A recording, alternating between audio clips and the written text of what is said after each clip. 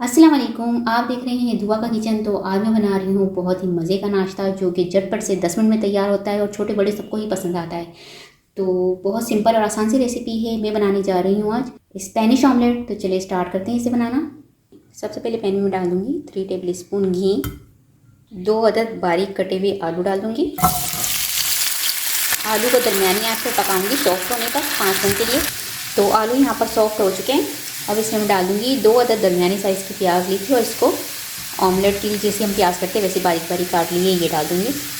और साथ ही इसमें मैं डाल दूँगी 1/4 पीस पत्ता गोभी है तो डाल दे, वरना इसे स्किप कर दीजिएगा। इसे मिक्स करके 2 से 3 मिनट पकाएंगे हम।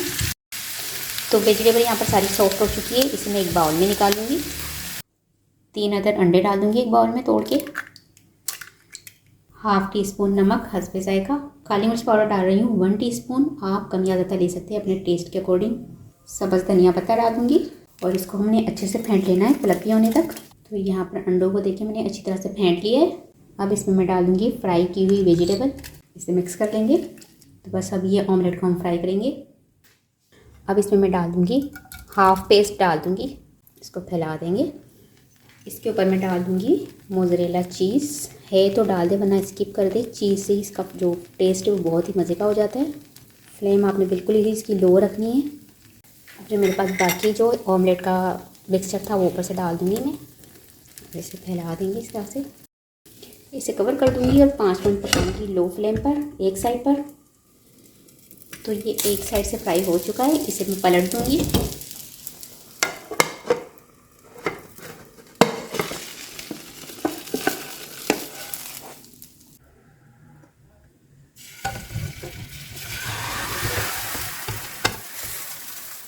अब इसको मैंने पलट दिया है। इस साइड से भी मैं इसको 5 मिनट पकाऊंगी लो फ्लेम पर। तो 5 मिनट हो चुके हैं इसे पकते हुए। इसे निकाल लेंगे,